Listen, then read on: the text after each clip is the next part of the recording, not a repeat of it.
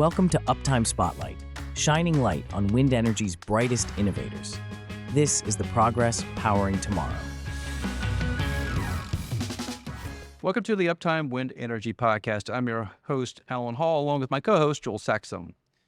We're shining a spotlight on a critical issue that's causing headaches for wind farm operators across the globe: repair vendor management. So you imagine this scenario. Your wind farm is running smoothly when suddenly a turbine goes offline.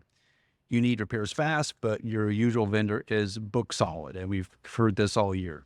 Days turn into weeks, and you're losing money with every passing hour. Unfortunately, this isn't a hypothetical. A recent industry survey revealed a startling statistic. 40% of operators frequently face delays or increased costs due to repair vendor shortages during peak periods, like the summertime in the United States. In today's episode, we're diving deep into this repair vendor crisis. We'll explore why there aren't enough technicians to meet demand, how this shortage is impacting wind farm operations, and most importantly, what can be done about it. To help us unpack this complex issue, we're joined by two experts from SkySpecs. Our first guest is Dan Partin, VP of Strategic Account Management at SkySpecs. Dan brings extensive experience in the wind industry, focusing on developing and maintaining key client relationships. His role is crucial in understanding and addressing the complex challenges faced by wind farm operators, particularly in the area of repair vendor management. And our second guest is noah.fabes. Noah's focus on workflow optimization and team leadership plays a key role in developing solutions that streamline repair vendor management processes.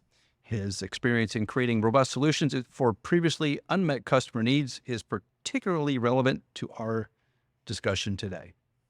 Guys, welcome to the program. Thanks for having us. Thank you. This is probably problem number one in the United States at the minute. Yeah, I'm glad you guys are tackling it. Oh my gosh, what a disaster. There's not enough technicians. They're all tied up. If there are technicians, somebody's already locked them up months before. Yep. So you don't even have access. So you forget about calling them because they're not going to even pick up the phone.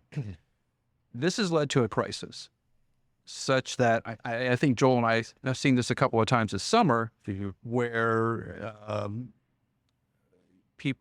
operations are starting to get a little bit desperate and are bringing in crews that probably aren't qualified to do the work that they're supposed to do. Not to say they're not technically capable. They probably are technically capable. It's all the periphery, the PPE, showing up on time, all those things, booking their hours properly, that little stuff. Would you run into, when you have that issue, you run into one of my biggest pet peeves in operations in general, and it's the cost of poor quality. Yeah. Cost of poor quality can be put together as like, did they do a bad repair or something like that? Yeah, you got to go back and fix it. That's a cost. That's easy to quantify. But cost of poor quality can also be like, they showed up with garbage trucks or something, and like they were getting flat tires all the time because they had 6-ply tires or some really silly things, but all of those issues can compound an already demanding problem, right? Or, I mean, the biggest one we ran into this summer was people not using PPE. Like, that's just quite silly. So what that does is it gets you removed from site. That's what's going to happen. And even more of a reason to call you guys. So this is a new thing. This is something like, as it sits, usually you have wind turbine operator or ISP or someone looking into whatever their procurement department tells them, and they may turn to procurement and say, procurement, I need blades. And procurement has found whoever's going to be the cheapest or whoever has gone through their hurdles to get through their procurement system and say, oh, here's 4 guys from these people. They show up on site. You don't know who they are. You don't know what their background is, these kind of things. There's issues all the time with this. So there was space, so you guys are starting to fill it right now, of someone to come in and be that middleman, be that not necessarily procurement, but someone that will vet people, someone that will find these, and what you're doing is you're just expanding on SkySpecs' opportunities to partner and to be that close partner with your clients. So this is a question I have, like, how does this conversation happen within SkySpecs of like, you know what we should do? We should do contractor management. How does that happen?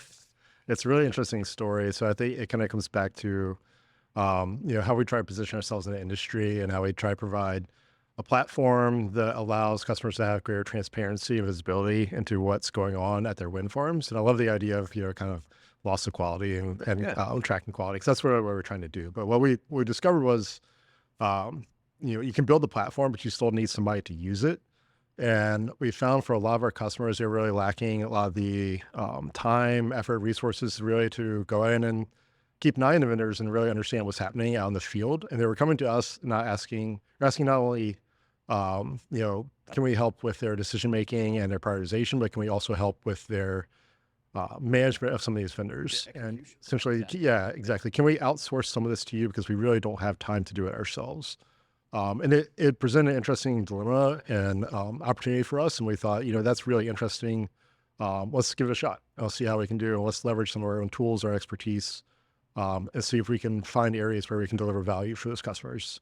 I think so far it's been successful, and we've been able to do that. We've grown and we've developed and we've identified ways where we can scale that effectively. It's been a tremendous journey so far. What kind of pain have you seen for some of the people that call you up? What desperate situations? Usually mostly desperate situations, I would say. And in many cases, oftentimes, maybe they are under like an O&M service contract or something like that and have been struggling to get the level of transparency into how repair projects are going, or repairs not getting done at all. Yeah. And they come to us and ask for help. Yeah. Is it just because they know something should be happening on these turbines, but it's like day 30 out of a 5-day project, and they're like, what's going on?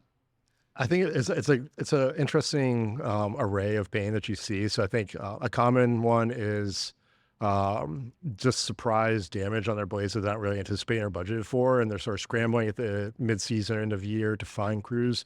Availability, as you mentioned earlier at the onset, that's a big one. So their usual crew is unavailable, or the teams that they usually work with are unavailable. Budgeting pain is a major one, obviously.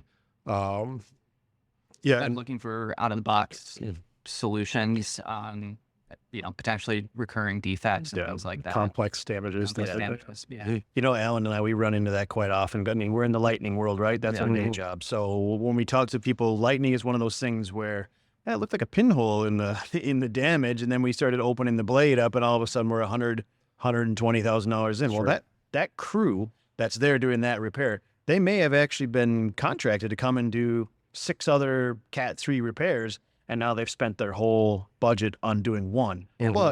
Or a Cat 3, Cat 4, something of that sort. Either way, those other repairs still need to get done, but now we need manpower. We need resources to get out there. So the solution then can be call you guys. Yep. So what does that look like? I want to understand, when do I pick up the phone and call SkySpecs? Is it sort of Joel's scenario of like they just identified a Cat 5 when they thought there's a Cat 2 or 3? Or is it they have so much work and they just can't find anybody competent to do it? Or is it both? Or they're calling right now and saying, hey, next spring we need this all done. Figure it out for us. Right. Sure. And what does that look like? What are people calling you for today? I mean, ideally, the earlier the better, right? Yeah, like that's project planning number one, right? The sooner you can get to it, the better. That isn't always feasible, obviously, and that's part of the problem. I think, a common place where we interject is around the time the customers get inspection results, because often they're finding that they're struggling to prioritize with what to repair. And so, if you come back and you get 100 Cat 5s in your fleet and you have budget for 50, you have to start making hard decisions. And so one of the areas where we can interject is in that decision-making process. We can help our customers prioritize within those 50 Cat 5s that you have budget for what really needs to get done. Maybe you can squeak in a few temporary repairs, a few others, but what can potentially wait and how long can it wait? So we can help in that decision-making process early on. Because at SkySpecs, as you guys grow the company, as you add more services, as you acquire companies, as you integrate solutions, you not only can be out there, hey, we did your inspections, this is what we found. Now you've got this much budget, these are the ones that we should look at. Then you talk to Cheryl and the rest of your blade team and say, hey, take a look at these because we've got to optimize this. And at the same time, Noah and I are looking for blade contractors to make sure we get these repairs done. So you are starting to become a one-stop shop for people to come and get things done. Yeah, go. I was just going to say, and it's interesting to sort of think about, the evolution of this, because you talked about the challenge with scarcity of techs and availability and how it's all tied together, right? And, with our inspections business, and in many ways you can think about it like we know, you can correct me if I'm wrong, perhaps 90% in North America of the repairs that need to be done or should be done. But then there's a gap, right, for owner operators to secure enough budget early enough. But in many ways, when you look into the future, right, like we could provide a level of transparency to service providers as well with the repairs that need to be done, which can then facilitate better planning and staffing on their end. So hopefully alleviate some of that availability. Say transparency and collaboration out loud to operators, and they're happy right now. And I think that's a really good point about it's not just the owner operators that benefit from this, but I think the service providers themselves, they want to know how their crews are doing out in the field. Yeah. And they appreciate and benefit from getting the feedback, what technician is showing up without his PPE, what technician is doing a poor job. So obviously they don't necessarily want those folks in their crews. That reflects poorly on them in the end. So are you guys getting that deep into now, or like surface level, it's like, hey, we can find you some people to do your work. But are you getting that deep into where you're doing the QA, QC, field audits and all that kind of stuff of the repairs? Yeah. We have a pretty robust QC process. Oh, that's fantastic. Yep. So let me ask you another question about that then. Before you get to the idea where we're doing field audits, QA, QC, these kind of things, you have to vet these contractors. What does that process look like? Yeah, we have a pretty standard qualification process. So this is a bit natural of an evolution for us to end up in repair vendor management. Prior to that, we had a lot of established relationships with many customers who, in part of our service offering to them, we were doing some of this QA and QC work. So we had a level of understanding around quality of workmanship from a lot of the service providers out there already. So that was one method in which we evaluated and vetted the service providers that we work with. But in addition to that, the rest of it is, it's pretty standard, right? We rely on feedback from customers that we have relationships with. We have, a safety process that they have to adhere to. Am I missing? I think you kind of covered it. Yeah. We're able to take because we talk to so many different customers, we can take a bit of a bird's eye view of the industry and see what we're hearing from various people. Whereas, within your four walls of any particular company, become limited who you're talking to day to day. So you guys end up being basically the owner's representative. Yeah, and a lot of this is what in the oil and gas world we call being the bird dog. You're the one out there making sure, kind of sniffing here and sniffing there, making sure everything's going well. Exactly. And I think there's certain advantages of that for the speed of procurement as well. You guys have been to be a customer of that customer. You've been through their procurement process. So all the things, the insurance requirements, this, that, they must have. So that leads me to another question. Since you guys are, and maybe this is more of a contractual thing, but you're not actually taking on any of the risk of the repair, correct?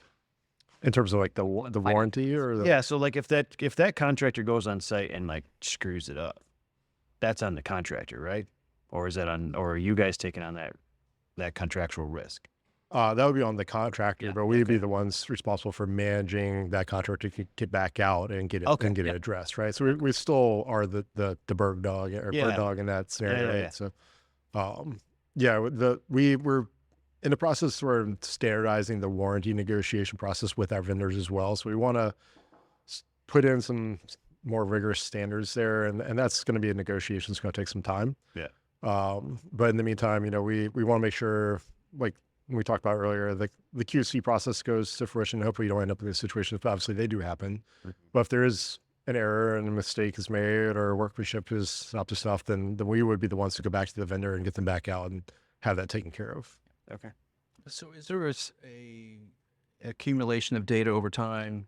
For example, you've seen certain ISPs do repairs and then you're out inspecting it year one, year two after the repair, and you say, that company isn't doing a really decent job. We're starting to see that blade damage issue reappear again because it wasn't properly repaired. So we're going to sort of red flag that ISP to all of this. I think a lot of people are installing their repair documentation into Horizon. Mm-hmm. So now you know if an ISP's come on site and said it's going to take 7 days, and they did it in 7 days, and then you come back 2 years later, and that repair is still holding up. Have you gathered that much information from all of the data that's sitting in Horizon to then put an assessment on the ISPs? Like, these are A, these are Bs, these are Cs. Yeah. I mean, we have a quite a large accumulation of data where you can start doing a bit of benchmarking, and you've got sort of like a vendor scorecard that we use to sort of evaluate. And I don't, necessarily want to paint the picture like it's this one's good, this one's bad, but like we can also look across repair specialty and things like that to understand. I'm getting at is, there's some companies that are good at blade repair, some are great at other things. Right. And getting the right one on site is always critical. Absolutely. Repairing company fixing blades. And we try to have those conversations with the ISPs themselves, right? We want to let them know how they're doing, like where we're seeing issues and stuff like that. That's Back to great. communication, transparency. Yeah. Because they want to improve too, right? They want to know. the They want growth. to be the best in the Exactly. Absolutely. Yeah. Who's the blade repair ISP of the year? Oh, I don't know if we can play favorite one. Yeah, exactly. You only get that one, Alice. Yeah. But as the ISPs get bigger, that becomes even more important because I think at times they have so many crews out on site, they can't manage everybody everywhere. Yep. They need a little bit of feedback. It's almost like the AAA guidebook or the Yelp of ISPs in a sense that, hey, I'm getting an independent assessment of what my crew has done. Yeah. It may be a great review, maybe 5 stars, maybe it's a 2-star, but at least I know that I have a little bit of control back in it. And we've talked to a number of ISPs. They are super sensitive to what the client thinks of them and whether if their technicians have done a good job or not. That is a huge criteria on the success of those companies. So much reputation based for sure. That concept of a bird dog, that's very common in most industrial places, right? Like if you're in aerospace or you worked in aerospace your whole career, like there's usually like if some big company is buying 100 planes from Boeing, they're going to send a rep to that factory. 100%. To QC the whole thing because they're like, we're paying for these. We want to make sure it's done well. You guys, that's not done in wind. In some aspects. Right. But it's also intrinsically difficult as well, right? Like it's hard to have a bird dog up hanging on ropes with the team that's out doing in the repairs. field. Yeah. But because you guys, report. because you guys are SkySpecs, not only do you have the ability of cataloging everything properly so you can review it, but you're also doing inspection. So you're like, it's the full, you're completing the full circle, I guess, with the only thing you're not doing is mixing resin and glass. That's what it comes down to right now. And one of the pieces that I wanted to get at is the scheduling part. How much scheduling help do operators need right now? How much of the phone calls is, hey, you need somebody out here in October? That started in March, I assume. Yeah, it varies a lot. I think. Okay. I mean, the size of the owner makes a big difference in how complicated their procurement process is. Yes. Some of them can turn around and hire a new crew they've never worked with before in a week's notice, and some of them you need 6 months to a year of lead time to get through procurement. And in the latter, I think we can help there because obviously we are an approved vendor if they're already our guiding. Yeah, so we can be the sub, right? So we're Right. like the general contractor to subcontractor. So because we're approved, Yeah. we can work with what vendors we've approved within reason. Depends on how it all works contractually. But So this is an general industry. No, you're working with XYZ wind operator, and they're a customer of you for inspections and maybe CMS, who we talked with Alan Larson earlier, and now they're a customer of Noah and Dan's professional services or whatever, you know what I mean? Right. So they're working there. And so you're making this, and this is maybe we don't put this in or not, but you're making revenue off of them for your professional services. Are you also making revenue off of the ISPs as far as like helping them get through procurement and all of that kind of stuff? Because you're doing a service for them as well. no, we're not charging the No. ISP. So Okay. So you're basically navigating through the procurement systems at the operators. And man, some of those procurement systems Nice. are, in my opinion, difficult. Not necessarily. It depends on the arrangement, and Noah maybe can speak to this a little bit more. Like, so some customers don't require if we're subcontract. Depends on we'll have I don't want to get too much into the contractual T's and C's and stuff like here, but if we have a MSA in place with the customer that allows us to subcontract in certain instances, then those vendors may not need to go through the procurement process with the end customer at all, because we are hiring them directly. And so that gives us the benefit. So that's we become like the top of the funnel, where we have 10, 15 vendors that we can work with. The customer will only have us and maybe one or two others, but we have access to a wider library of vendors we can use because we're allowed to subcontract with them. And are you doing, of course, you're doing blade repair services, but are you doing torque and tensioning service, everything? Or right now, just blades. Okay. Because that's where a lot of our expertise and our data and background is in. Yeah, it gets back to the inspections and the platform and everything like that. That's where we have our core competency is really. Right. That's not to say we want to explore these things in the future. If customers come asking, of course, we're always curious, so we'll try. How does this work if I'm a customer of yours today and I want to look at sort of vendor management? Am I doing that through Horizon? Does that start when I just get that spring inspection sequence of images and the categorizations, and hey, this is what you're looking forward to in terms of a repair campaign? Is that when I trigger this button that says, I'm calling Noah? Yeah. Do you want to go? And I'm setting up a video call and figuring out like what our next steps. Is that how it works? Yeah, that's basically the process. And Okay. you hit on something good, right? Like one thing that I think is important to call out, right, is that like, since for all intents and purposes, we lack sort of like that boots on the ground management when these projects are going on. So for us, like we're managing basically the entire process of the repair execution in the Horizon platform, right? And so we pay, super close attention to the day-to-day operations, work logs and things like that, all through the platform. And it's really great because then we can give an increased level of transparency and visibility into how projects are tracking close to real time for the customers that we work with. But to answer your question, like more directly, that's typically how they would engage with us, get the inspection results in. Many of our customers who've transitioned into these vendor management services have usually been a service customer in another capacity. So maybe they're already getting support from the Cheryls who are looking at their inspection results, providing some recommendations, maybe doing some budgeting and things like that. And usually that is sort of the evolution then into asking me or Dan about.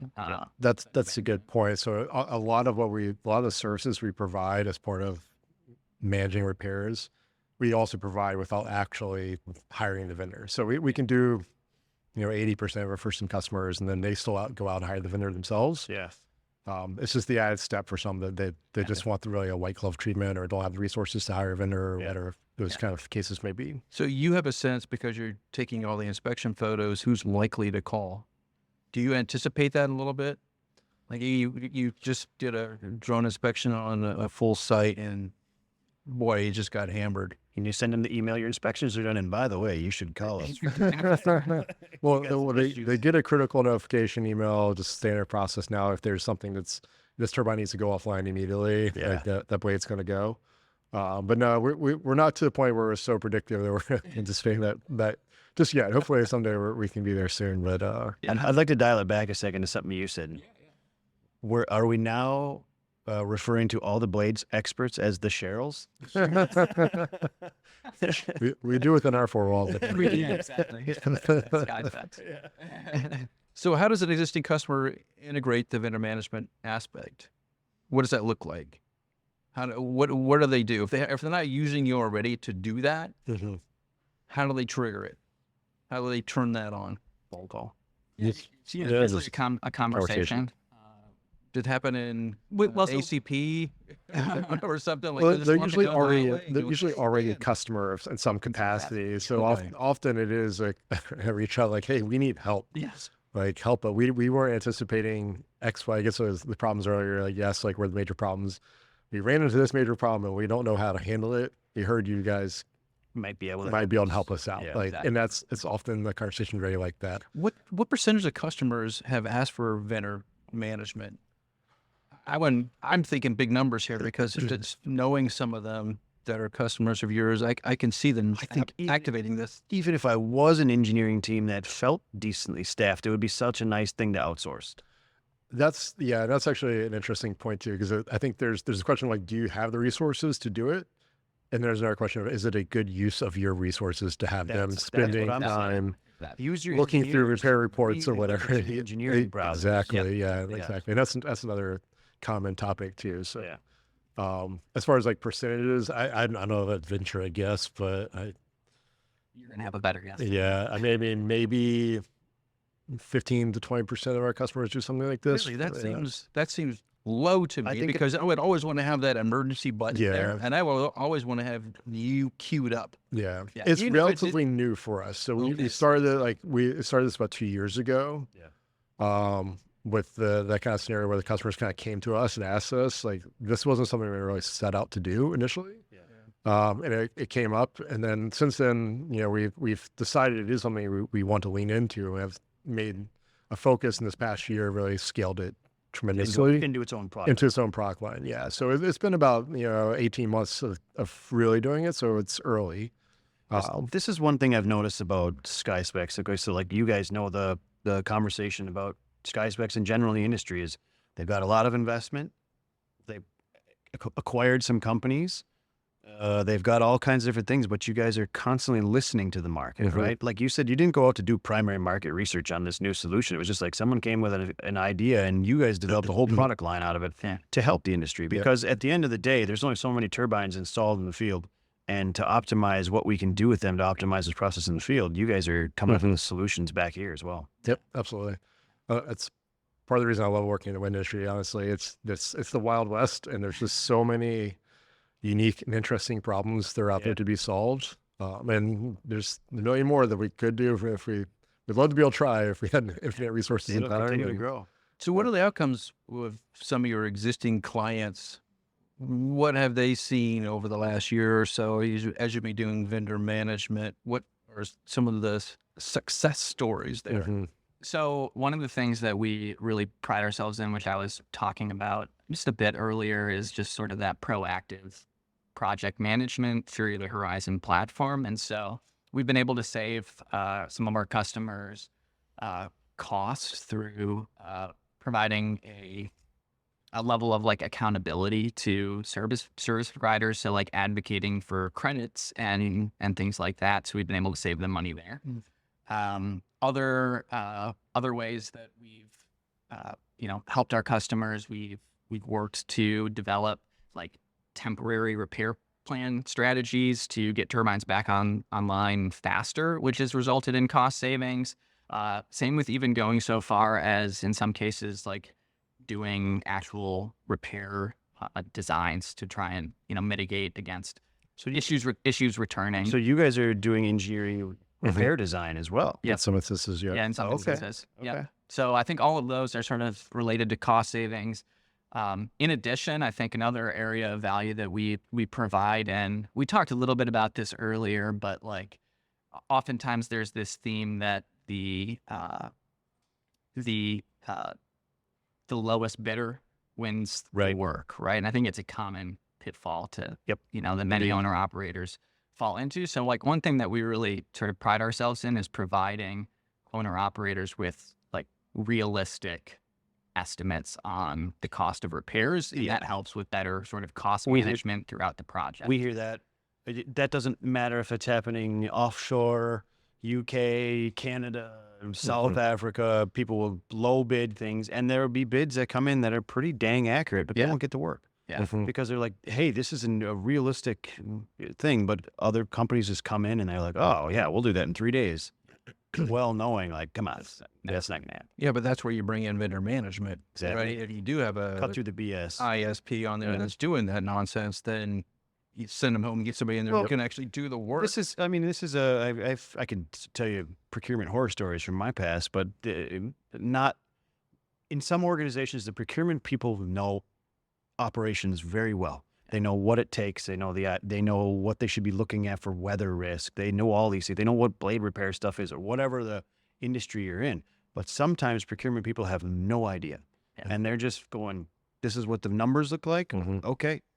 And their documentation looks good to me. Okay, you get it. And that's not always realistic. That's not always the best way to do things. Yep, definitely not. And I want to just highlight this one more time. There's so much work out there. There's so many problems out in the field right now, and a lot of operators are struggling. You need some sort of intermanagement. You need that help. And it's October right now as we're speaking. The season's coming, right? The wind season's coming. Everybody's going to make their money, but yeah, they're firming up budgets. They're trying to plan for next spring. Now's the time to call SkySpecs and get the vendor management system turned on.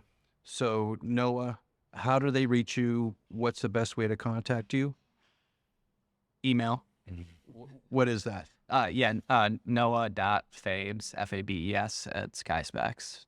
And Dan, how do they get a hold of you? Dan.partin, P-A-R-T-I-N, at skyspecs.com. And we'll include that in the show notes and on the YouTube so you can get a hold of everybody. Or you can just visit skyspecs.com. Can you just enter your information in there? If you're an existing client, if you're on Horizon, is there anything you push in Horizon that would activate that to start a call? No, if you're an existing client, you can reach out to your account rep and, and ask them, tell me you're interested and want to learn more. We'll be happy to set up a call. Yeah, that's pretty easy. So Dan and Noah, thank you so much for being on the podcast. Joel and I have learned a tremendous amount, and we'll be recommending you as we travel across the United States. We appreciate it, guys. Yeah, Always a pleasure. Thanks for having us.